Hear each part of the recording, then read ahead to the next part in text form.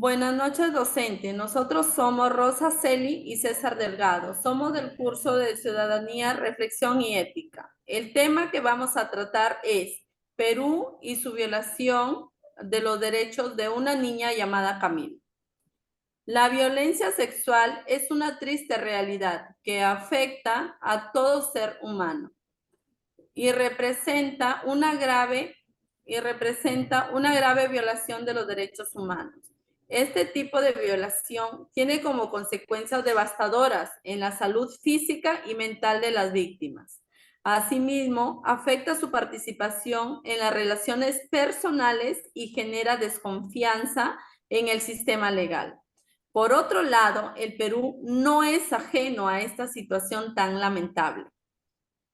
Hace unos años se ha surgido un caso muy controversial en Apurímac, en donde una menor fue abusada y embarazada por su padre y manifestó su voluntad de no querer tener al bebé.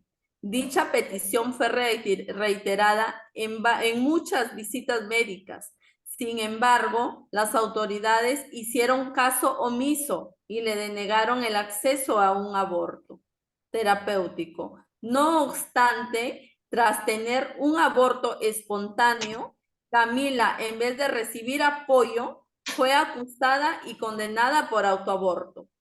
Ante este contexto, surge la siguiente pregunta controversial.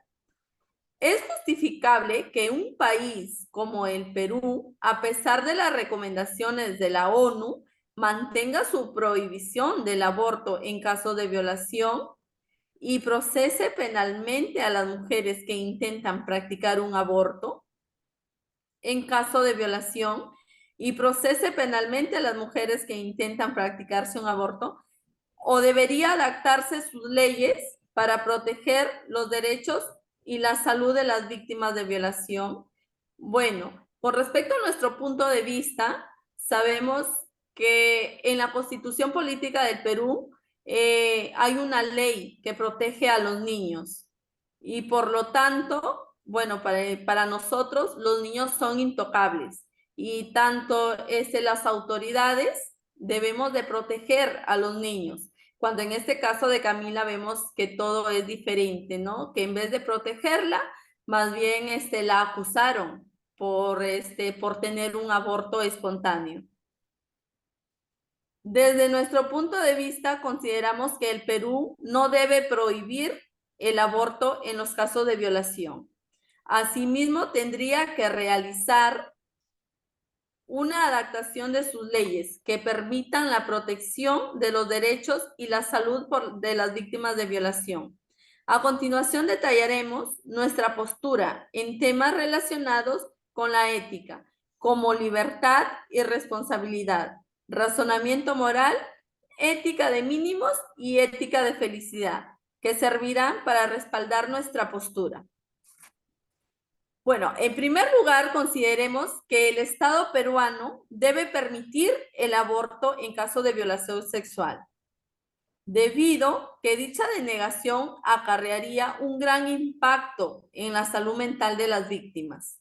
La depresión es una consecuencia común, ya que las víctimas a menudo experimentan una profunda tristeza y desesperanza debido al trauma vivido.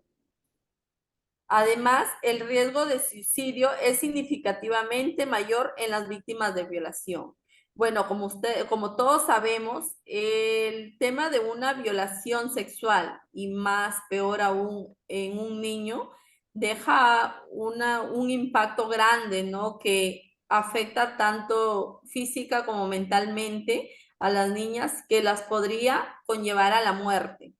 Es un tema muy delicado donde antes que juzgar debemos de ponernos en el lugar de aquellas niñas que son violadas, ¿no?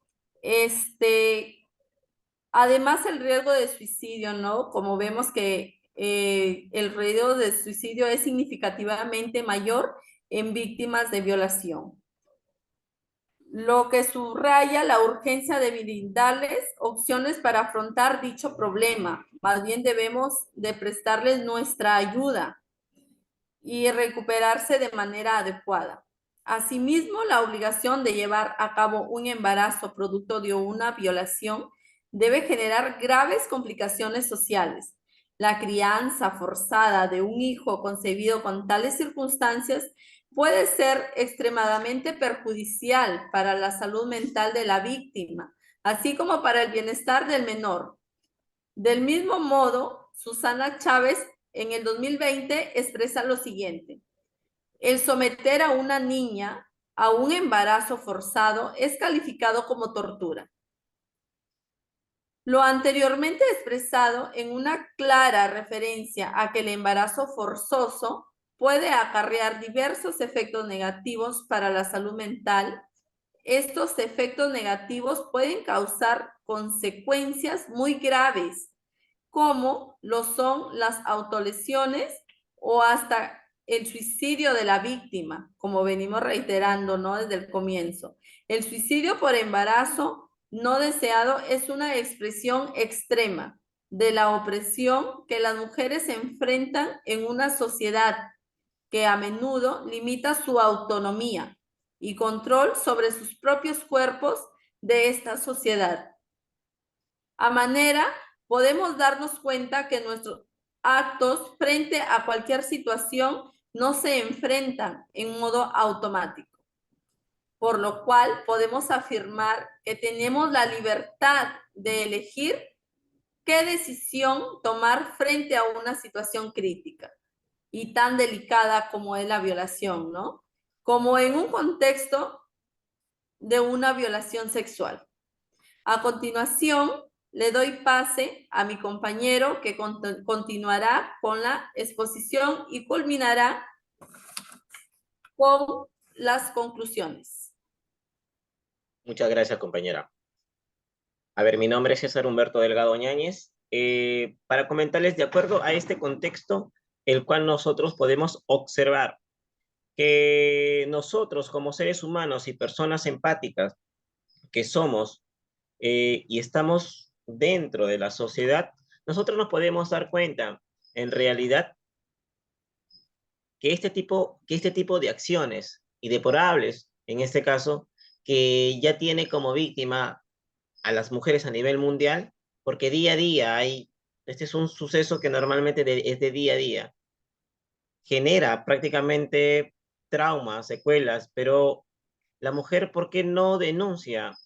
Porque si bien es cierto, es en base a temor, hoy en día la mayoría de casos quedan impunes y nadie hace caso omiso a esto, ¿no? Es por eso que la alta tasa de índices que de repente en este caso de suicidios por personas o de personas violadas y se suicidan, es por este tipo de casos, ¿no? Es por eso que yo hoy en día hago un llamado, tanto como al sector público y al sector privado, en este caso, que podamos ponernos en marcha con este tipo de programas para nosotros poder prácticamente erradicar todo este tipo de silencio, ¿no? Y darle más confianza a la mujer para que ella se pueda acercar a cualquier persona y así pueda denunciar y se pueda sentir un poquito mucho más segura, ya que este caso o estos actos indelictivos que normalmente generan no solamente acciones, porque mayormente lo piensa, manipula y accede a la mujer de una manera totalmente diferente, ¿no? Entonces, a sus actos que ella normalmente está acostumbrada a hacer. Ahora, este tipo de actos, como se lo dije yo al inicio, generan secuelas. Esas secuelas, normalmente, algunas personas las puede tratar y superar, ¿conforme? Pero hay personas que por más que las trates, no las superas. Y eso sí lleva a un suicidio, como se lo dije al inicio, ¿no? Yo nuevamente hago un llamado a todo tipo de mujer que normalmente haga este tipo de casos o haya pasado ese tipo de casos y denuncie o acérquese a cualquier tipo de persona y denuncie ese tipo de actos, ¿no? Para nosotros poder evitar ese tipo de cosas. En conclusión, en conclusión, la violación contra la mujer es una realidad de que vivimos día a día en nuestra sociedad. Es necesario tomar, como se lo dije al inicio, medidas para que nosotros poder erradicar ese tipo de cosas, ¿no? Y poder darnos un poquito, o poder darle un poquito más de confianza a la mujer, y así, en este caso, podemos evitar este tipo de acto y no quede impune, y darle mucho más confianza a la agraviada para que pueda denunciar. Con esto, mi compañera y yo hemos terminado.